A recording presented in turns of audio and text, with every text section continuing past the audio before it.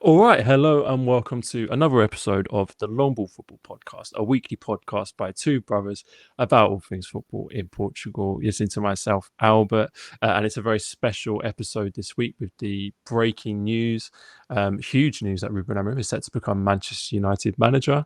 It calls for a group of great Portuguese football experts to discuss the matter, as well as myself and Barney, who is joining us from his holiday in Spain. Big news meant he had to dial in, so we really appreciate the effort, Barney. How you doing? Yeah, good. I'm excited to be here. Managed to get it working with my data abroad, but yeah, I definitely have to come back for this one, and it's good to be back because it has been a while. So looking forward to it. Very much so. And we've got from Portugal.net, Tom Kundert. Tom, thank you so much for joining us. And I know what has been a very busy couple of days, but big news means busy times. So I guess it's to be expected. Yeah, sure. Yeah, it's been very busy. And but, you know, what better place to come and have a chat about it than on the Long Ball Football podcast. You know, if you guys, great to see Barney back in action and Pat as well. So, yeah, looking forward to this chat. Yeah, massive news, as you say, Portuguese manager, one of the biggest clubs in the world, about to be managed by another Portuguese manager. So very good for the profile of Portuguese football, huge implications for Portuguese football itself. So I'm sure we'll get onto that. Yeah. And lastly, we have Patrick Ribeiro. Patrick, a good friend of the show. He's been on the podcast a few times, but I don't think we've ever discussed a story this big with you. So something a bit different today. Yeah, hopefully this will feel a little bit like therapy, obviously, as a sporting fan. But, it'll be good to talk it out. Obviously, it's a massive occasion for Portuguese football. Probably the biggest managerial export since AVB at least, if not going back to Mourinho days. So it's an exciting time for Portuguese football as a whole, particularly for Sporting. It's not often we see a manager leave Sporting to go to one of Europe's giants, but obviously mixed emotions surrounding it. So, but always happy to chat. Well, we really appreciate you joining us. There's a lot to discuss, and over the course of the podcast, we're going to try and cover everything from how Ruben Amorim got to where he is today and made him the manager that Manchester United wanted, how he could fit in at United, how what his strengths are, his weaknesses, what kind of players will work well under him, and then also how this could affect Sporting going forward and what they might look for in a future manager. So a lot to dig into. Tom, I will just start with you quickly though, because obviously as we record this on Thursday evening, the story still isn't quite yet confirmed, although there was a press conference which you watched earlier in which Ruben Amorim seemed to clarify a few things. I don't know if you could elaborate on that and the things that he said in that press conference. Yeah, so, you know, without actually directly coming out and saying, I am the new Manchester United manager, he basically did everything but say that. He said that everything will be clarified at the end of the game tomorrow, the game Sporting against Estrela da Amadora, the Liga game, in the post-match press conference. You know, then this kind of situation, will he, won't he, in definition, that will come to an end. He said he'll explain everything, but he didn't do what he did. I think probably looking back on it, he probably regrets it a little bit.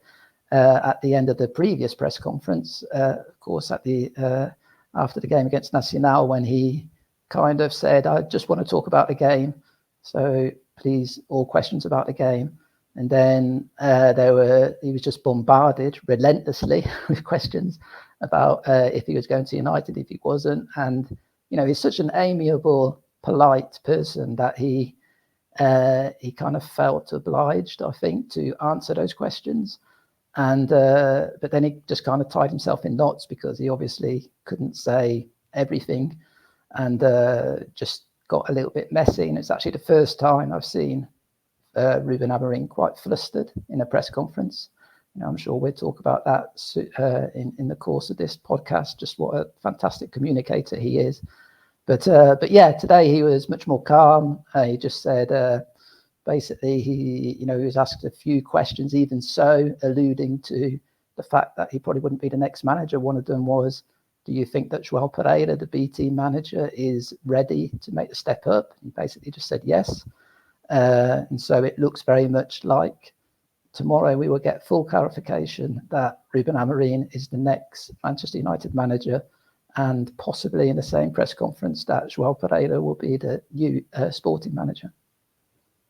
Yeah, I have to say, I do feel slightly sorry for managers in this situation, especially Amorim, because it must be a very difficult situation to have to navigate when the whole world seems to know what's happening, and it's almost a well-known secret at this point, but you can't quite confirm it. So it does make for some particularly difficult conversations with the press. But as you say, we do expect it to be confirmed very soon. So perhaps even when you're listening to or watching this podcast, it will be confirmed that he's the new manager. I do want to start for those listening who perhaps don't know as much about Ruben Amorim. If it wasn't clear from the beginning, Tom and Patrick are not just Portuguese football experts, but sporting fans themselves. So there's no one better really to get their perspective on who Ruben Amorim as a manager. I'll come to you then, Patrick. If you want to start off just by giving us some background really on Amorim and the impact that he's made at your club over these years, because the success under him has been excellent, but it wasn't always that way before he arrived. Yeah, so he sort of came into a situation where it sort of felt like the house was on fire a bit, and the president took a massive gamble on him, to be fair. But it was a gamble he really needed to pay off, because if it didn't, we're probably looking at a situation where, particularly in an environment of Portuguese football, things start to look a little bit messy, and all of a sudden we're talking about overthrowing club presidents and whatnot. Because I think Sporting came from a couple of seasons where they tried to be strategic with their surgeries in terms of transfers, and every single player that came through the door, talking the likes of Jesse Rodriguez and Yannick Bolasie, etc., all just kept on being. It was a failure after a failure, and Sporting found themselves in a position where they had no real identity really, and the more the months went on, the further away they got from the likes of Porto, Benfica, even Braga, who were overtaking them and overshadowing them. And so when the gamble came to get Ruben Amorim, who coincidentally was the Braga manager and was performing at a super high level for them, it was good to see him implement a way in which Sporting almost went back to their roots. So Sporting's more known for bringing through this player or that player. We can sit here and list for days the type of players that Sporting have brought through their academy, from Ronaldo to Nani to Quaresma, Simão. The list is endless, and that's something that's the tradition of Sporting, and it's sort of been lost in the past 10, 20 years. And when he brought that back, and obviously he didn't really have much of an option anyway, because the budget wasn't massive when he arrived. And to be fair to him, he didn't have the most talented of groups as well coming through the ranks as well. But he just showed a lot of character to bring them together. Some excellent man management. I think he's probably got some of the best man management going. And he really brought a group together and made them believe that they could do whatever they wanted to. I think obviously everyone will talk about how well Sporting played last year, and to be fair, it's probably one of the best Sporting teams that we've seen in the last 20 to 25 years. But the team that he had to win the first title, it takes something special to do it in those circumstances and with the players he had. So yeah, I think from then it was that first title just opened the doors, and I think you could see around the place that everyone took to Amorim and everything he believed in. Even if we had an off season, it was believe in the project, believe in his ideas, and it just opened up a new perspective for the whole club and the whole outset on like what could be achieved. So it is a shame, obviously, to lose that all of a sudden, especially when you enter a season and all of a sudden you're expecting to defend your title that you won last year. Nobody expects to lose their manager in October, November.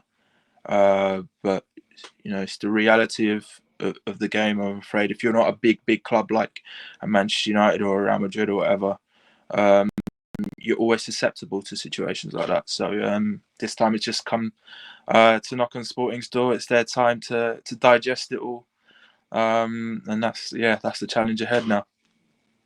Yeah, and I think it's fair to say that despite obviously that Sporting have lost key players after successful seasons under Amorim, but there has been always that thread of continuity, which he was in recent years. So in some ways, I think it's almost fair to say that the fact that he's been around for 5-6 years and that Sporting have benefited from that has in itself been a good thing. Tom, you've obviously followed Portuguese football for a long time, very closely.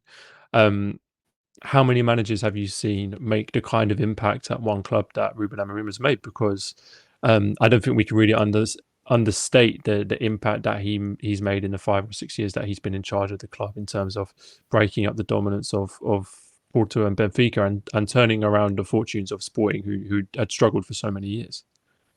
Yeah, absolutely. There's no doubt about it. One of the managers who made the biggest impact, probably, I'd say, ever since I've been living in Portugal the last 30 years. I suppose the only two you could possibly compare it to is Mourinho, of course, at Porto.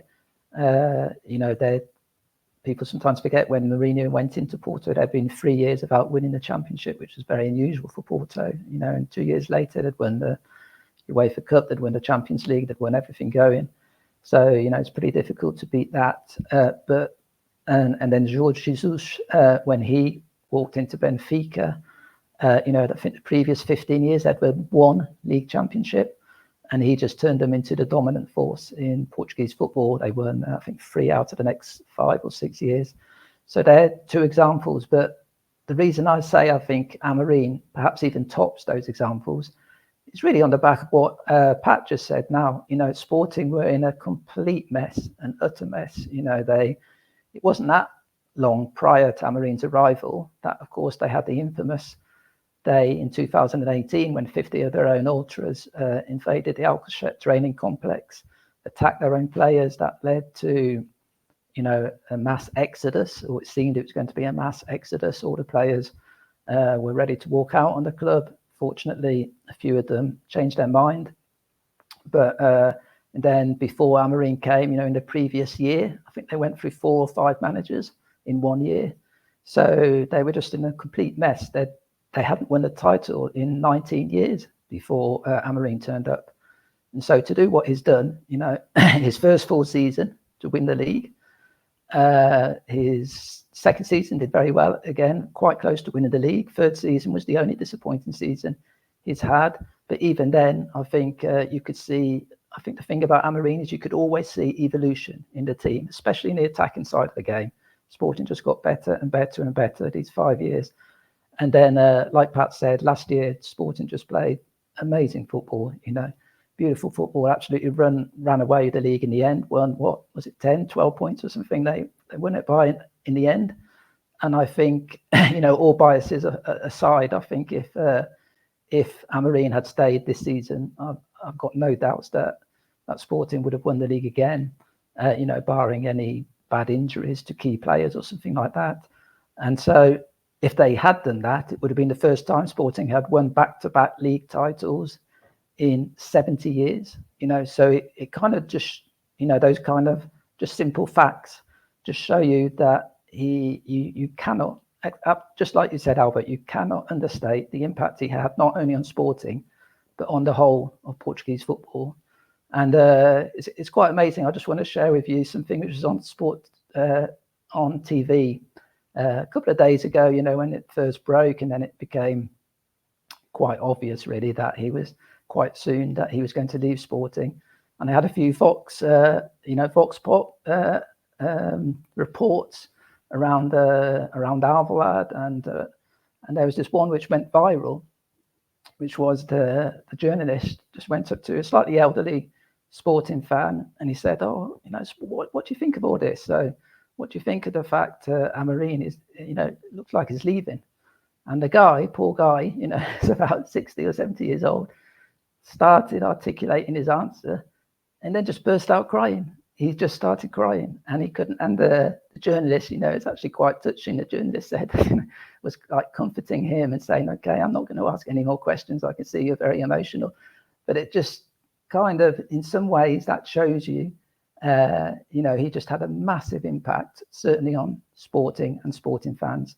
But the whole of Portuguese football, I could say, you really cannot understate it. It's, it's just a very gigantic. I think I've heard quite a lot of people on analysts say that if he'd stayed this season and Sporting had won, he would have written his name down as the greatest sporting manager of all time.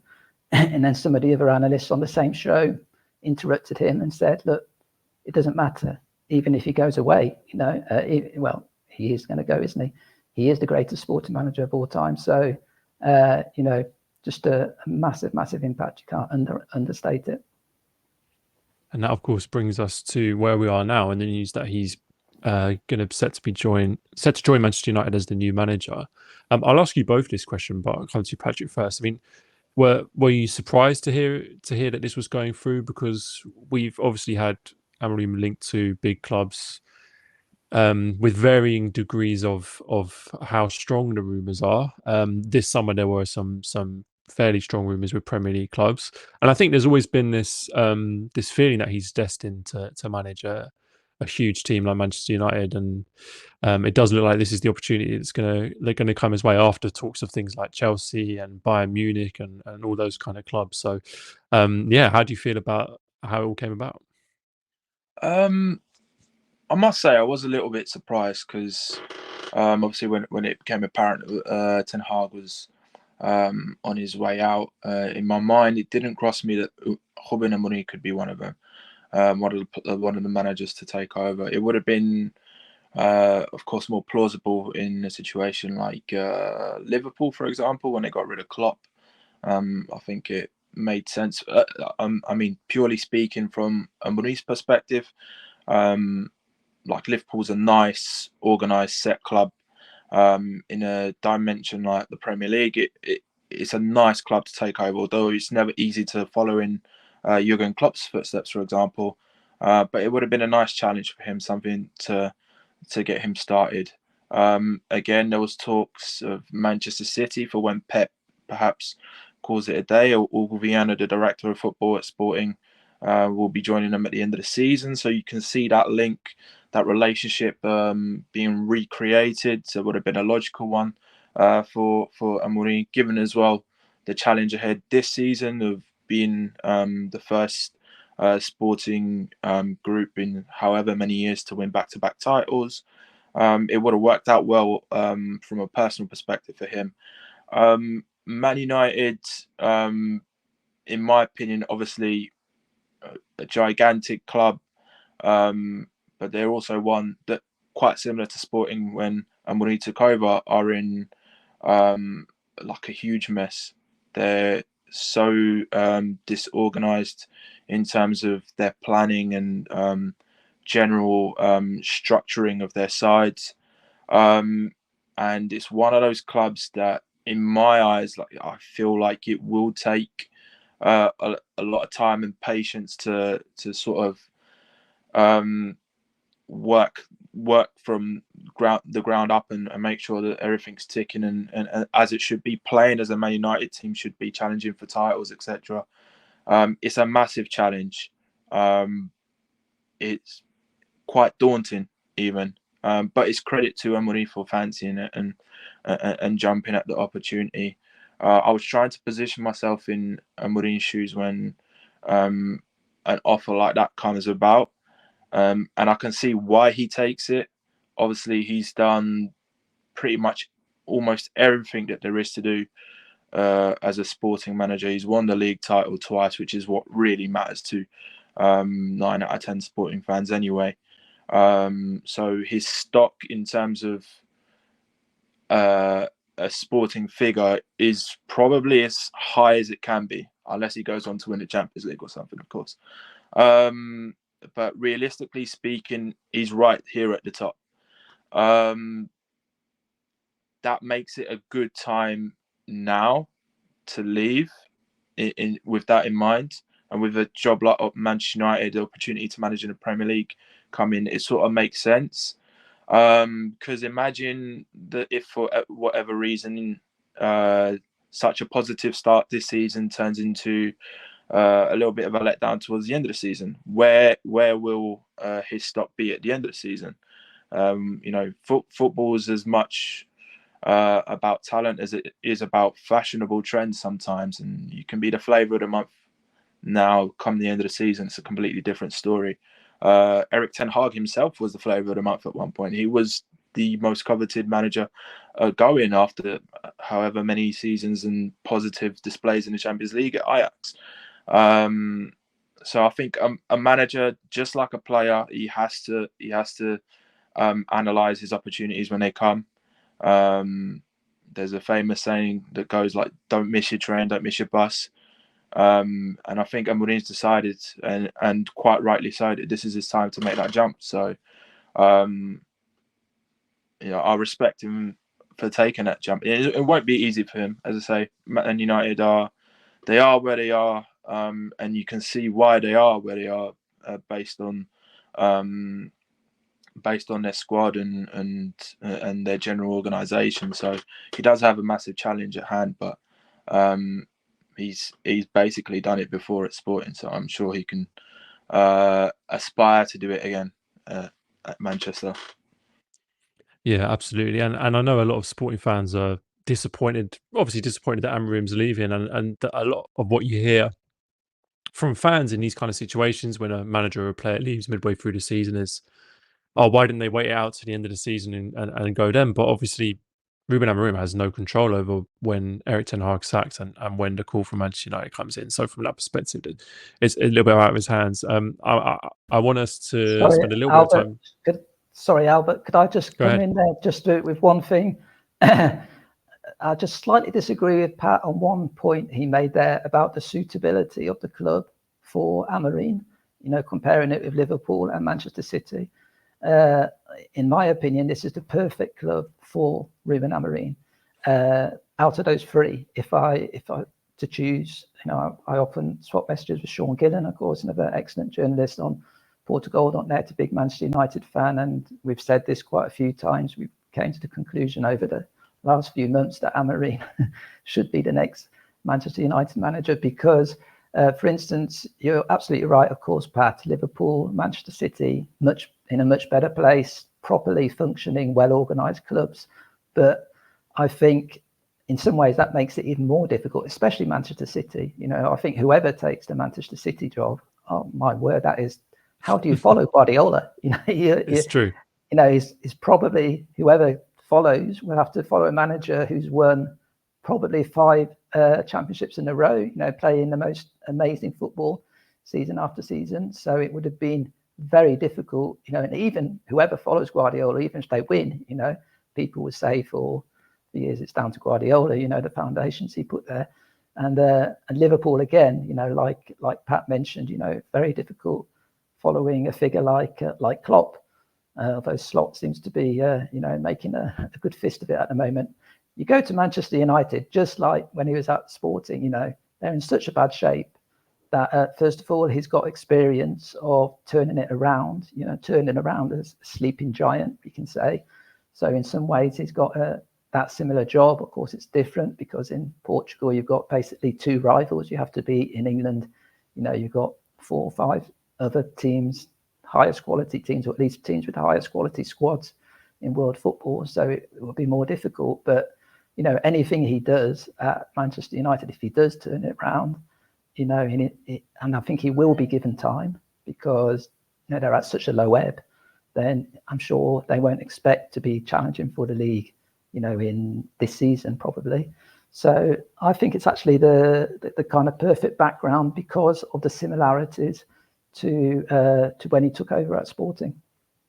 I think that's a really interesting point, and I hadn't made that connection myself actually between the state that the club is in when he joined between Sporting and Manchester United. I think that's a very interesting point. I should address the elephant in the room. Unfortunately, we've lost Barney.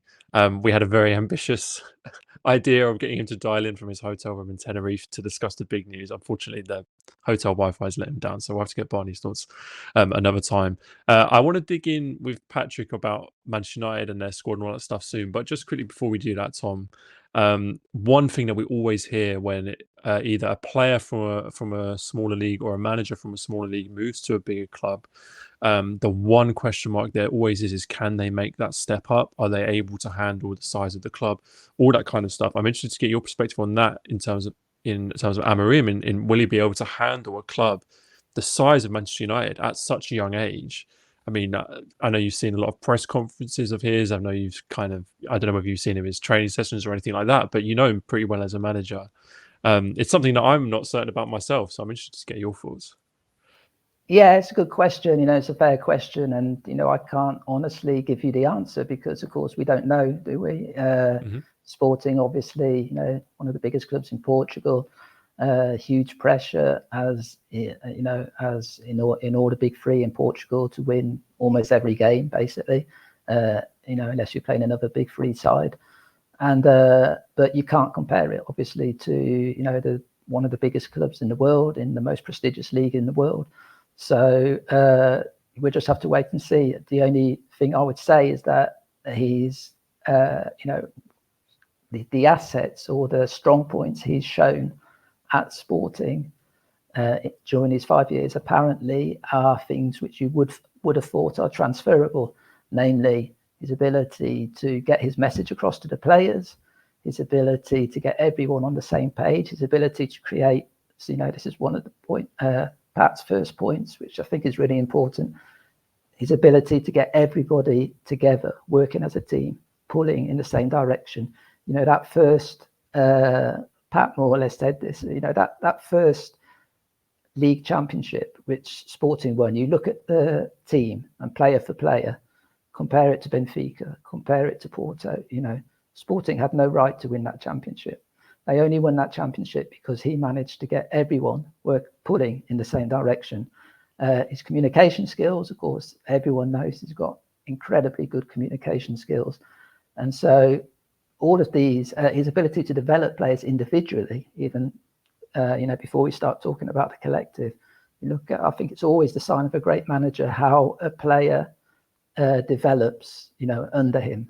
Is he a better player when he first started being trained by the coach than he was when, is he a better player after being trained by that coach for a few months or a few years than he was when they first came together? And with Amorim, that he just, passes that test with flying colours. So all of those things, apparently, they're kind of football related. And so it's, if he can do it in the football environment, it shouldn't really make much difference if it's in Sporting or in Manchester United, wherever it is. Those are qualities which should stand him in good stead. So I think that he's got what it takes to be a success there. Yeah, it makes me feel better as well, actually, because you're absolutely right. I mean, the main thing you have to give him credit for is developing players at any age, really. Obviously, we know what he can do with the young players he's brought through.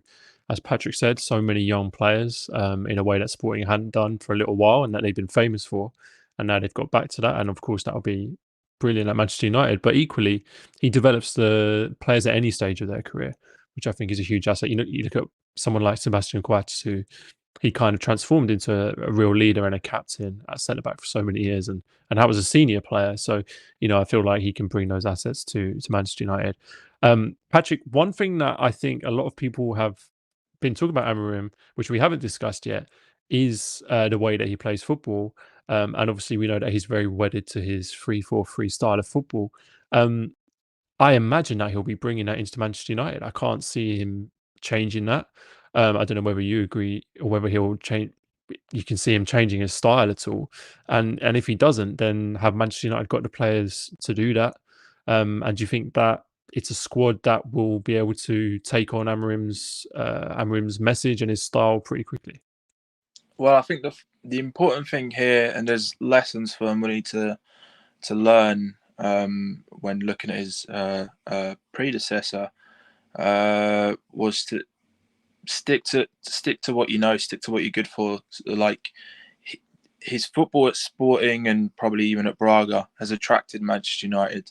So take that with you. I think Ten Hag probably was a bit spooked when he tried to do that, and coming from Ajax, I think he had a big, heavy defeat against Brentford and whatnot.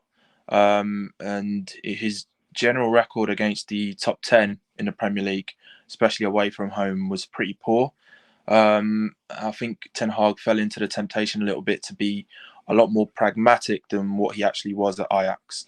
And so he sort of escaped from the football that he was well known for. I think Amorim has to look at that and try to be brave enough not to fall into that trap. And I think the beauty of his own setup that he had at Braga and Sporting, that's obviously done so well at the top level, so why would you change? But the beauty of his system is that it, on paper, it's just a 3-4-2-1. But actually, as the game evolves, it's so interchangeable that sometimes it looks like it's a 2-4-2-2, and sometimes you even have like 3 attacking midfielders. The overloads that move with the ball are so unique, and they're just shapes that you can only really get from a fluid formation such as his. And I think he's really mastered that at Sporting, particularly this season, and it shows in how well Sporting have started the season as well. He's gained a lot of experience playing against teams, for example, like Atalanta, who have very similar systems, and they play man for man in terms of their marking. I think a lot of those qualities can definitely be transferable to Manchester United. In fact, it could even enhance Manchester United. When I think about their centre backs, for example, when you got big centre halves such as Harry Maguire and Dalot, they're not really players you want to play in a 2-man defence that get dragged out wide. They're not the centre halves you want to be left isolated. At the same time, when you look at more mobile defenders such as Lisandro Martinez or Lindelof that aren't perhaps as physically imposing, when you have that support of an extra centre back, especially like laterally, like it really fits them. And I think the problem with Manchester United at the moment is that defence, which is obviously seen as a weakness last year, I think they the amount of shots they allowed inside the box was by far one of the worst records in the league. I actually think a lot of that was due to this vacancy that they had sitting in front of defence, and they couldn't protect the defence well at all. It wasn't so much that the defence was bad; it was just the organisation in front of it. By adding an extra element, so say 3 centre backs and a ball-winning midfielder, which they have in Ugarte, used to play with Amorim at Sporting. They've got the experience in Casemiro as well. I actually think that block there could be very solid. And then moving forwards, you've got the young Kobe Mino, who could very easily play a very similar role to what Morita does at Sporting, be that dynamic midfielder where you can, crash the box, also play between the lines. He's a player I think will really excel, and we'll see Amorim. We'll see him shape him to the midfielder that he can be. Moving forwards, Bruno Fernandes, of course, a player we all know. I think he could be very similar to what Pedro Gonçalves is for Sporting. He's that attacking midfielder who will chip in with the goals, will chip in with the assists, but can also be very flexible and key coming into midfield and making sure that they have those overloads in midfield, they have that dominance in midfield, or in wide areas in half spaces. The striker, Højlund, very similar characteristics to Gyökeres. You also have Joshua Zirkzee, another very young striker. He likes to dribble, very self-sufficient. Got similarities, I would say, in terms of his associative play to Paulinho. So I could see, for example, where Sporting last year had a lot of joy with Paulinho playing with Gyökeres together, 2 strikers. Maybe that's a facet we can see with Man United. And historically, Man United love a strike partnership. So I'm sure that will pull at the heartstrings. I think the only thing I find interesting, which could be quite sticky, are those wide players at Manchester United. And the wide players are so important for Sporting. They're the players that keep the width, so that you can then have success with the overloads in the middle. I think as time went on, we saw Amorim get braver and braver with his wide players. He had more attacking wide players. We saw Nuno Sancho and Jenny last year. This year we've seen Jenny and Kundert. But these are wingers. They're not really defensive players. They're wingers. And of course, at Manchester United, you have the likes of Dalot, who can do a great job out wide. He's very good going forwards anyway. Luke Shaw as well on the other side whenever he's fit. But do they have quite enough craft, or do they have a player who can add that sort of craft? I think the wide players would be the interesting thing to see what Amorim does, because particularly even the wide players that play off the striker. In Sporting system, they're more creative midfielders, such as Pedro Gonçalves or Trincão. Whereas at Man United, you've got someone like Amad Diallo who could do the job. But then you've got someone like Marcus Rashford and Garnacho who are more pure inside forwards. They will float more out wide than centrally from starting position. So it'll be interesting to see how he manages with those two players, whether perhaps Garnacho, you start seeing him more as a wing back, more willing runner. There's a few areas there which perhaps he will even target in the January transfer window or in the summer. But in overall, I do see facets of Amorim's play with a 3-4-3 really favouring and stabilising Manchester United, particularly defensively. So I actually see it being a good fit. At first, when I was thinking of it, I was like, how is he going to transfer this over? Mm-hmm. But the more I thought about it, the more it made sense. So I think it could be a very good experiment for them. I think that's a really positive perspective on it, and I agree actually. The more, because I was thinking of that same question about which players could do well under Amorim, and the more I thought about it, the more I thought actually there were quite a few players in there, specifically the central midfielders.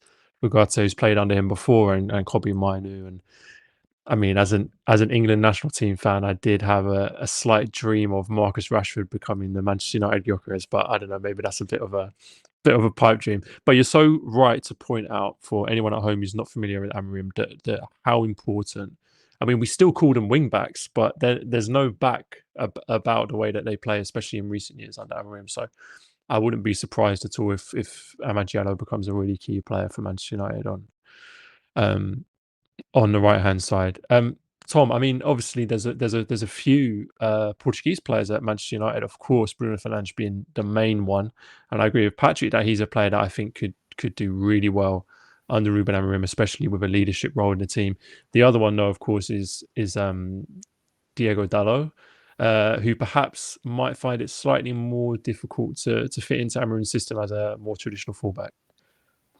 Yeah, not sure. Maybe because like you say, the attacking wide players, wing backs. I still call them wing backs because it is still they when Sporting don't have the ball and when they're defending, it still is their job to help the defensive side of the game. And Dalot, I think he is, like you say, I suppose a bit more of a traditional fullback, but quite an attacking fullback. So I think he could actually fit that system quite well. I have to actually say, talking about Dalot, of course, that maybe he is a big part of the reason that this week played out how it did, because missing that open goal, didn't he, last week, that would have put Man United 1-0 up against West Ham. Imagine he scores that.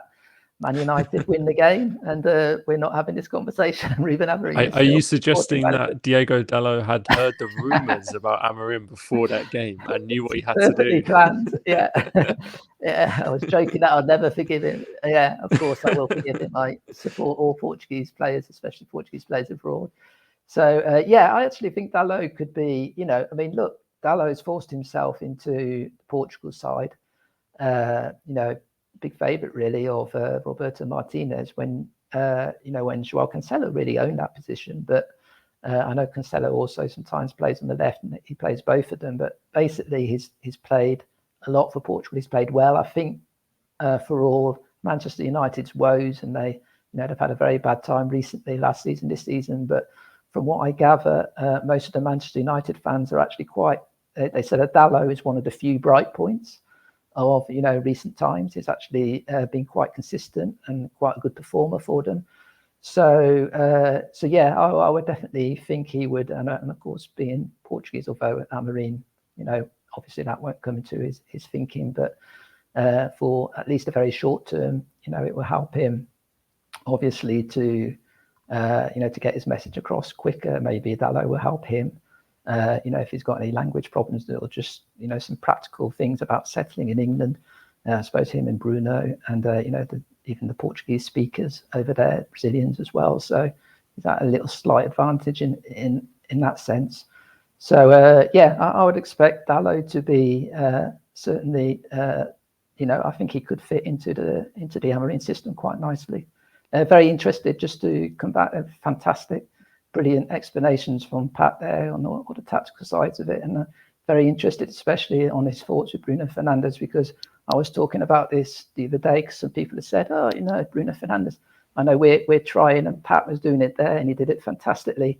We're trying to kind of fit the Manchester United in pieces into this current sporting team. We say who's Pedro Gonçalves, who's Francisco Trincão, who's Morita, exactly. And I think Fernandes is a really interesting one because, of course, notionally a midfielder, but I agree with Pat. I think he could be the perfect player to play in that, as part of the front three, but like he says, in the half spaces or off the striker. So like your Pedro Gonçalves or your Trincão. Obviously, he's not the same kind of player, Trincão, but in that position, playing between the lines. And he's such an accomplished player, such a brilliant player. Bruno Fernandes, a big goal threat, and a huge assister as well, that I think he could be kind of the perfect Pedro Gonçalves figure for Manchester United with Amorim. Yeah, no doubt. I think he's going to be a big player under Amorim. We've discussed how he's going to fit in at Manchester United a lot now. I do want to talk about, of course, how this is going to affect Sporting going forward, because they're in the middle of an incredible season. Won every league game so far this season, playing possibly the best football we've ever seen them play under Ruben Amorim. This will undoubtedly have a big impact on the title race, and I know for a fact that Benfica and Porto fans are licking their lips at the prospect of this departure, which tells you everything you need to know about the reputation that Amorim has. Tom, I know you said that João Pereira is lined up to become the new first team manager from the B team. It's something that I think makes a lot of sense. I think pretty much everyone was in agreement that if Sporting needed a new manager, the most important thing was continuity in terms of what was being built at Sporting, in terms of the bigger picture, the way that the team plays and the types of signings that they've been making. And perhaps the one thing we haven't really discussed at all is Hugo Viana leaving as well, who has also been a big part of Sporting's success. And now with the two of them gone, perhaps there are big changes. But like I said, that continuity in terms of the manager, I didn't think personally that there was any point in going out and getting a kind of maybe a bigger name manager to come in to replace Amorim if it meant sacrificing all the work that had been done to build the structures that are in place today and to build the squad that is performing so well in the league and which has delivered so much for the fans and the owners. Yeah, absolutely. I mean, Sporting have played the same way for 5 years, haven't they, under Amorim? And a lot of those players, actually, this is also one of the reasons I think we were discussing it in one of our earlier podcasts this season, wasn't it, Albert, about, the stability at Sporting. That's really one of the reasons for their success. And you look at this Sporting side, Pedro Gonçalves, we just talked about him, he's been there the whole 5 years, Matias Reis, Bragança, Gonçalo Inácio. There's quite a few players there who've been there for the whole 5 years. Some of them have been there for 4 years, for 3 years, for 2 years. Even the kind of new, I suppose you could say, star players, Gyökeres and Hulmand, they've been there for virtually a season and a half now. They're absolutely, they know, like the back of their hand, this system, how it works, how to implement it, even the nuances. So yeah, it would have been very difficult, I think, to bring someone from the outside. It's such a specific way of playing, as well as being something which has been solidified over a long period of time. It's something which you don't see very often. I can't really see this replicated in lots of other teams around Europe. So it makes sense. Obviously, João Pereira, he actually played under Amorim in that first season at Sporting win a championship. He was just at the end of his career. He didn't play much, but he played a few games throughout the season, maybe 10 games or so. And then, of course, he stayed in the Sporting structure. He works in the B team, so obviously has close. It's interesting today in the press conference, Amorim was saying that he thinks that João Pereira is ready for the step up. He says, whenever I receive players from the B team, they're ready. I don't really have to do anything with them, or they're ready for first team action. So just praising João Pereira in that sense. Of course, the big question is, it's one thing being, a B team manager, and it's one thing being somebody who knows the system back to front. But to be actually that main man for his first job, his first big managerial job, it's a big ask. So it makes sense in the sense that, it is continuity, and that's what you want. But it is also a bit of a risk because, will he be a good manager? We don't know. Nobody knows really. But I think it's probably Sporting have arrived at the conclusion, at least at this stage, that it will be less of a risk to promote João Pereira to become the coach and to try and continue along the same path, and to bring someone else who naturally will have their own ideas and might just destabilize everything. Yeah, definitely. I think there's a sense that this is a good idea in the short term, and certainly it will allow Sporting to not derail their season. Patrick, it's a very simple question, but yeah, how are you feeling about how this could affect Sporting in the short term this season with the change in manager, but I guess also in the medium to long term with Viana leaving as well, and the direction that the club will need to go? Well, it's an interesting one because back to the start of the conversation, we were talking about which club as Ruben Amorim would you ideally want to take, and when I said Man United probably wasn't top of his list in terms of how much of a mess it was, we can compare it to how good Sporting are now, and if you put yourself in João Pereira's shoes, all of a sudden you're thinking, yeah, I mean, this team's won 9 out of 9 games. It's finely oiled, it's ready. But it's a massive jump from the B team and working with youngsters where you don't have anywhere near as much pressure to dealing with first team players and all the pressures that come with that. Because for sure from the get-go, people will be questioning whether he's ready or not. But it's not something that's new. Like Amorim had the same questions posed at him, and it's just a matter of trying. Me personally, as a fan, I would have liked a situation where, for example, yes, we accept Amorim goes to Manchester United, but then Sporting try to hold on to one of the assistants, for example, who's obviously following him out to Old Trafford. But in terms of continuity, I would have preferred that. I would have tried. And I don't know if Sporting did or didn't try. Maybe they did.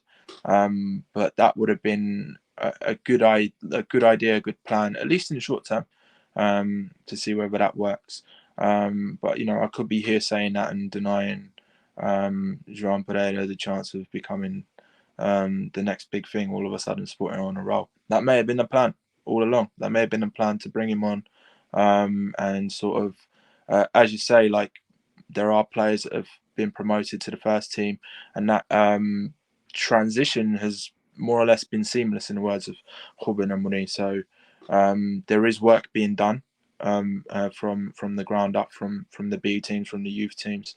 So perhaps this is a wider plan in terms of a structure that Sporting already have in place. They believe in this this ethos, this philosophy that Amorim installed some 5 years ago now.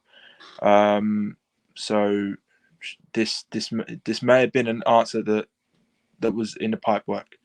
And if it is, you have to believe in the club. You have to believe in the ideas that they've been growing all this time. I think it could be interesting. Again, in terms of names, I'm not really sure who's out there that could take Sporting onwards. It will always feel like a blow when such a top manager leaves you. I don't think there's any way out of that sort of situation. But at the same time, Sporting are also in a very privileged situation where, as you say, they've won 9 games out of 9. They're in a very good position in the Champions League. They're arguably playing the best football in Portugal right now, and all their top players are in great form. So the conditions are there for someone to take over and sort of continue the job. Whether that makes Sporting favourites or not anymore, don't know. But it's one of those, you have to take it game by game anyway. So I'm confident, also worried, but confident at the same time. It's a weird mixture of emotions.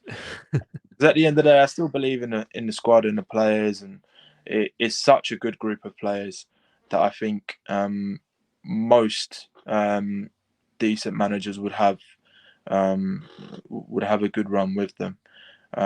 So, you know, I think there's work to be done, of course, but it's a good project at hand.